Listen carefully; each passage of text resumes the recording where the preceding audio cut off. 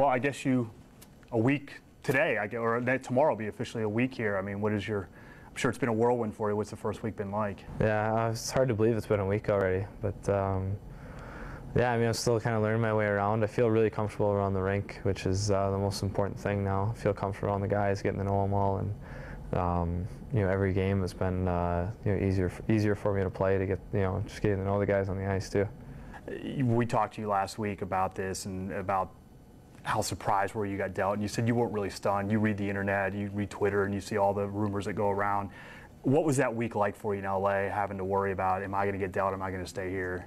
Yeah, well, I usually don't read like blogs or newspapers or anything, but I had enough people that had told me that there's some serious consideration of me being traded, and usually when there's smoke, there's fire. So I was prepared for it. I was emotionally prepared for it, and it was I think in a lot of ways I'll probably end up thanking them for trading me. What was the initial thought when you got that tap on the shoulder? It was like you're getting dealt to Columbus. I mean, what was the just initial shock reaction? You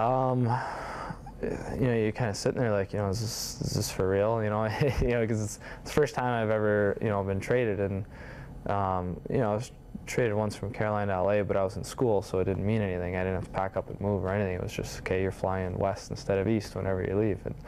But yeah, it was kind of surreal at first, but it took about an entire 2 minutes to realize that this is an exciting chance and exciting opportunity, and coming back to the Midwest, and all these things start going through your head that, like, hey, this is gonna be great. Obviously, coming Midwest was a big thing for you. I mean, how special is that for you to come back to your roots and be able to play close to where you grew up?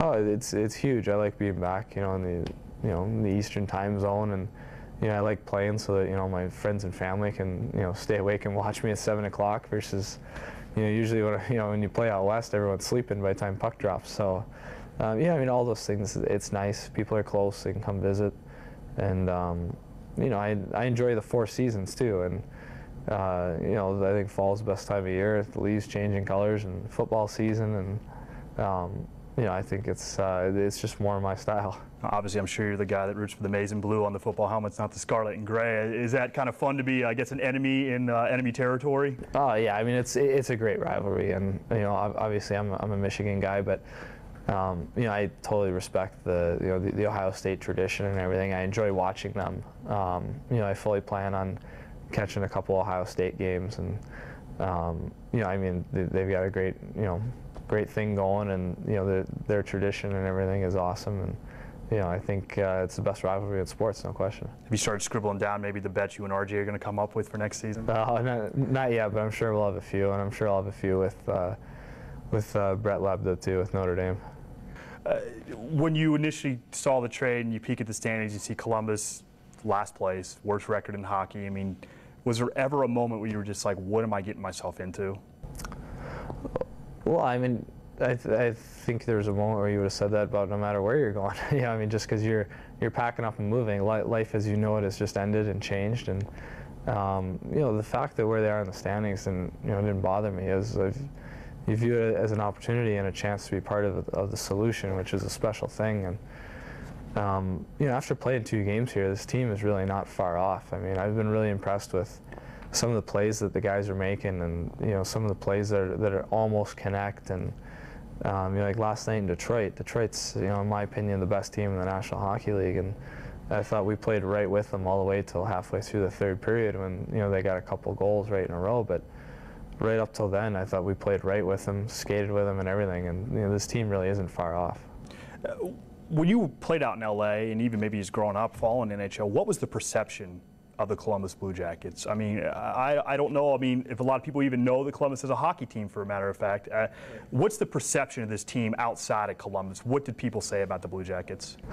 Well, I mean, from a player's perspective, and as a team, we always knew that they were going to be a team that they never did take a night off. No matter where they were in the standings, it wasn't going to be an easy night. And seeing it firsthand, it's more true than ever that it doesn't matter that they're at the bottom of the standings and you're playing a team at the top, or playoffs are not going to happen this year for them. It's they still go out and give it 100%, and you better be ready because they could spoil some seasons, which is what we plan on doing now. We can have a lot of fun ruining some seasons for some other teams.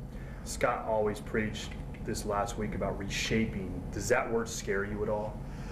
No, no, it doesn't, because you have a chance to mold the team, into however you think it needs to be to have success here. I think it's a rare thing in sports where you get to rebuild and reshape and have a chance to be part of the solution here, and you get to have a chance to mold the team into you only get one chance to do that, and it's a special thing.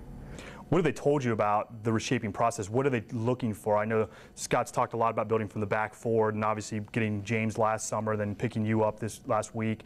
That's obviously true. He's trying to build from the defense up. I mean, what's been kind of the message about how this reshape is going to go? Right. Well, I mean, it's you're trying to build a culture here, and kind of build the Blue Jacket way, and this is how we do things. And you look around the league, and not even the league, not just in the NHL, but in any other sport, they kind of have a culture about them of how they do things. Whether it's the Packers, the Patriots, the Yankees, they all kind of have this is how we do things around here, and we're trying to create that here. And once you establish that, you're off and running.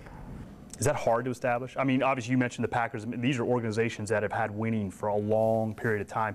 Is that culture something very hard to build from scratch? It's not easy, or everyone would have it. But the best way to do it is to bring the right guys in that have a feeling for how to do it, and have a feeling for how they want things to be done. And like I said, it's not easy, or everyone would have it. It was an uneasy week around here last week. There were a lot of rumors swirling around about who might still be here, who might not, and obviously Rick Nash was a big name that came up in that conversation. You've played with him now, practiced with him a few times. You mentioned you would love to play with him in the future. Do you try to pitch to him that, hey, we're doing something special here, we want you to be a part of, or do you kind of just take a seat back because this guy's a 9-10 year vet in this league, and what he wants to do with his career is his decision? I mean, how do you approach that? Well, I mean, I don't think I'm going to tell him anything that he doesn't already know.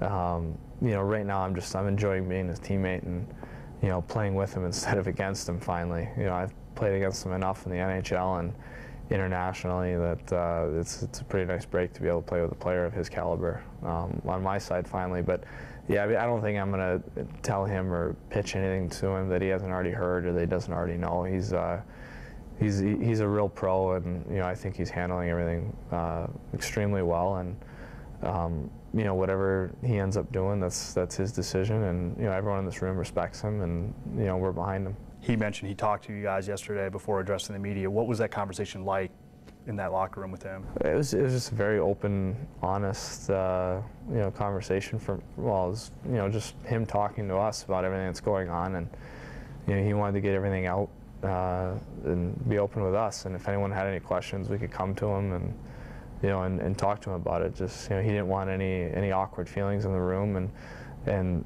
I haven't been around here that long, but as far as I can tell, there aren't. And he's a very genuine guy, and he just wanted to let us know that no matter what happens, he's going to go out and give 100% every night.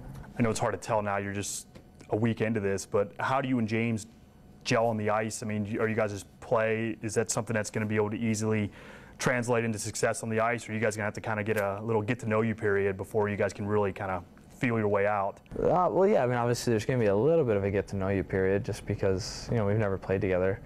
You just learn each other's tendencies a little bit, but stuff like that can happen fairly quickly. And, I think that we're enjoying playing with each other, we're enjoying being around each other, and that's important.